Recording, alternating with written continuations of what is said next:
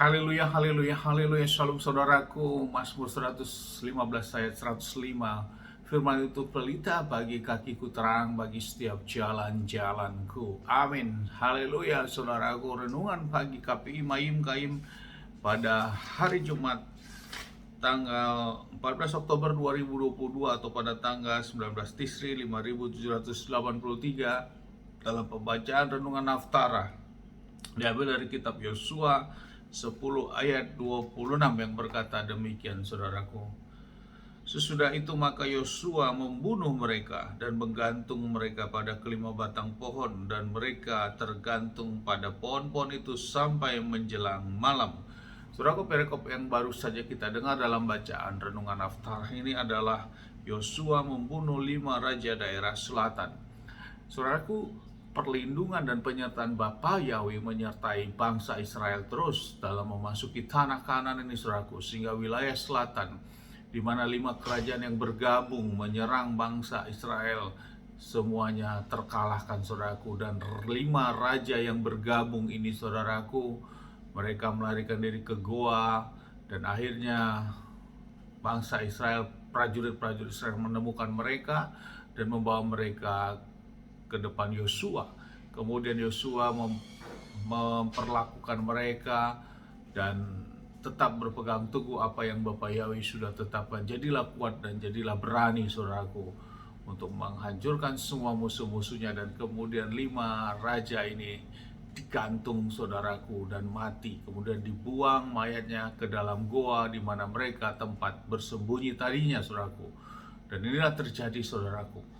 Lewat renungan firman ini, saudaraku, yang menjadi hubungan relevansi dengan kehidupan kita sekarang, kita lihat juga, saudaraku, bagaimana dengan kota kudus bangsa Israel saat ini juga, saudaraku. Maka tidak heran bila kerajaan atau bangsa-bangsa yang ada saat ini juga melakukan sesuatu hal yang mereka bergabung, mereka akan menyerang Israel. Hal itu sudah biasa, saudaraku, sejak zaman bangsa Israel memasuki tanah Kanan. Bangsa Israel ini sudah dilakukan peperangan di mana bangsa-bangsa lain melakukan persekutuan, bergabung dan menyerang, namun tetap pembelaan ada untuk bangsa Israel ini, saudaraku. Karena bangsa Israel jelas Bapa yang menyertai bangsa ini. Tentu hal yang sama juga sampai saat ini juga, saudaraku. Mari, saudaraku, kita sebagai Israel rohani saat ini dalam menghadapi kehidupan kita, tantangan, hambatan, ataupun permasalahan yang kita hadapi, saudaraku, kita pakai spirit Yosua ini. Jadilah kuat dan jadilah berani, jangan takut. Kita tetap berpegang kepada Bapa Yahweh. Kemudian yang kedua, saudaraku, kalau kita lihat, tentu sepertinya seolah-olah ini bertentangan dengan 10 perintah, di mana di dalam 10 perintah ada berkata jangan membunuh, saudaraku.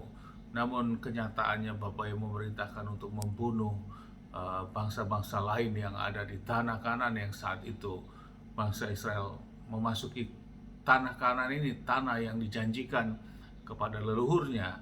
Saudaraku, hal ini terjadi, saudaraku. Namun inilah rancangan Bapa Yahweh untuk bangsa ini, saudaraku.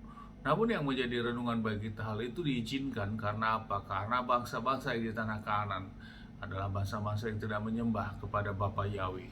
Dia tidak taat kepada Bapa Yahweh dan tidak ada sesuatu pun pembelaan kepada bangsa Israel. Beda dengan seorang pelacur yang ada di Yeriko pada saat bangsa Israel akan melakukan pengintaian kota Yeriko, dan pelacur ini dan keluarganya menyembunyikan para pengintai-pengintai Israel, saudaraku. Saat bangsa Israel menyerang Yeriko, tembok Yeriko, maka sang pelacur ini, saudaraku, diberi keselamatan, diselamatkan, tidak dibunuh, saudaraku. Namun yang lainnya dibunuh.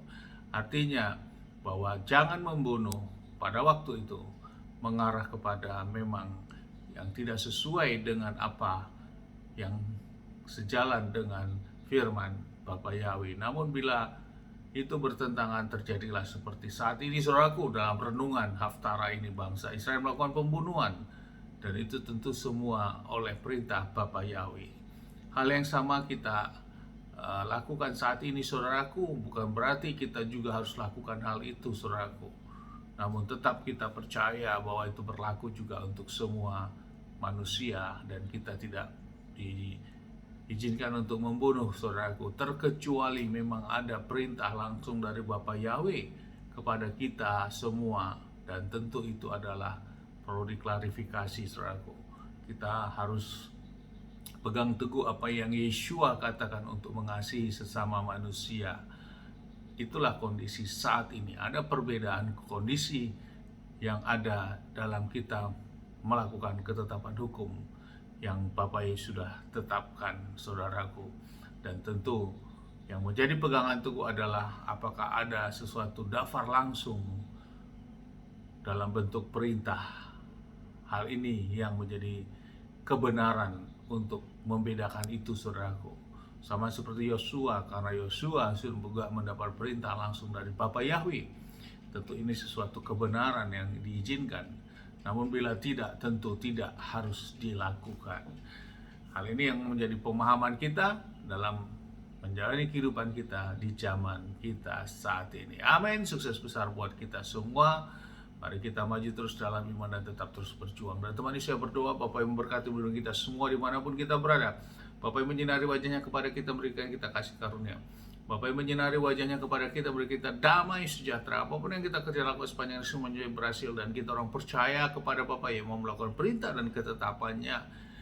Kita tidak dipermalukan saudaraku, karena itulah janji firman, dan kita diberkati. Dan yang terpenting keselamatan yang pasti di dalam Adonai Yeshua HaMashiach, Mesias kita yang hidup. Amin, haleluya. Shalom saudaraku.